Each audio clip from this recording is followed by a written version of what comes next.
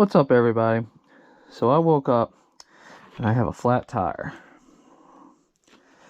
So I thought, what better time to maybe make a how-to on how to fix them. And some of you going, I might know how to do this. Well, some people don't. Some people don't realize they're making mistakes while they're changing a flat. So I'm finishing deflating my tire the rest of the way.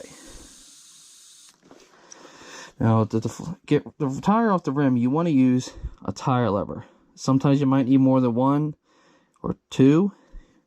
They come in metal or plastic. Try not to use a screwdriver. When you use a screwdriver, you can puncture the tire or the tube. Sometimes you can even patch up the tube. In this case, we're just going to replace the tube. But you want to get underneath. Now, if you have one of these like this, they have a hook right here. Now the hook hooks onto this should you need another tire lever to help you out. But on this one we don't need it. So we're going to get the tire off.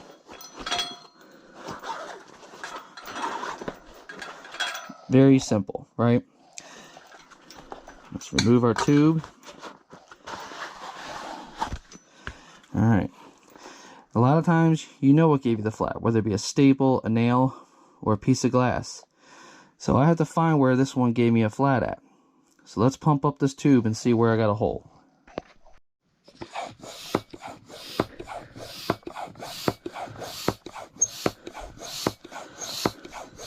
Now we're going to pump it up fairly large so we can get a better view of where the hole was. Alright. It could be a very large hole, or it could be a pin-sized hole. And here we are. I don't know if we can put it on the camera right. It's right here. You can barely see it, but there she is right there. Alright, so now, to make sure you got out what went in the tube, or through your tire, look at where your valve stem is. Keep it the same way you took it out of the rim. So when you find out where, you can look on the tire exactly where. In this case, I got it around here. Let's see. Well, looks like whatever gave me fell out. So let's see if we can find the hole.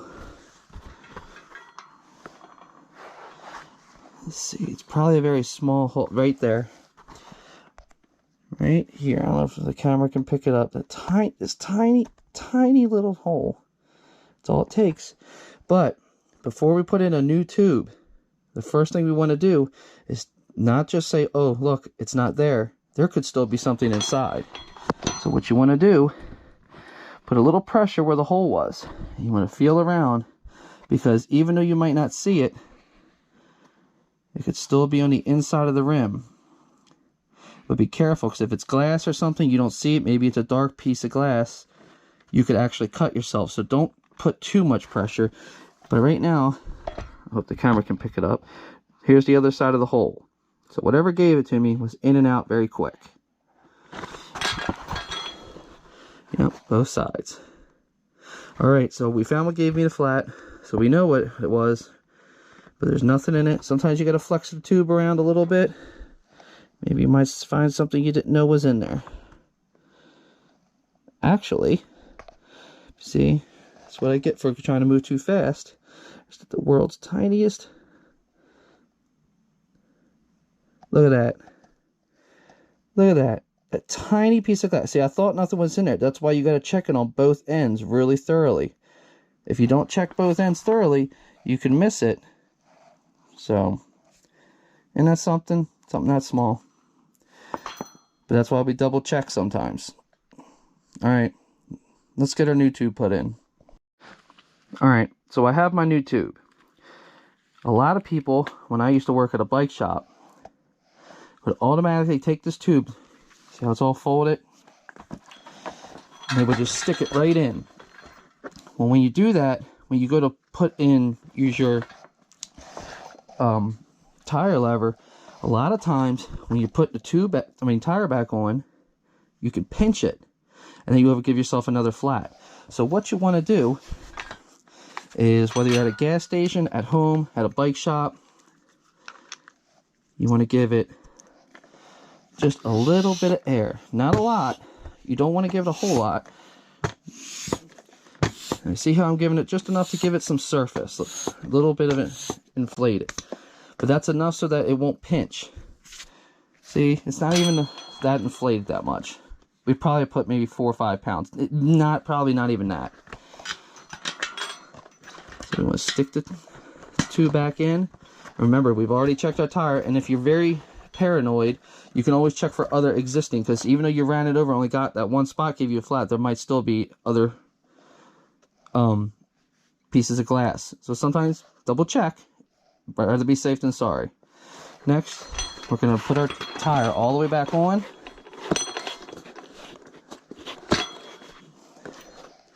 And next step, just put some air in.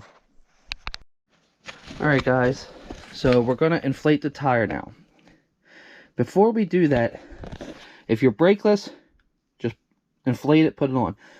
If you run brakes, like myself, yes, I'm still one of the few that still run brakes on BMX, it's important to make sure you put your tire on first with no air before you put on. Otherwise, if you run your brakes real tight the way I do, you might have to deflate it and re-inflate it again.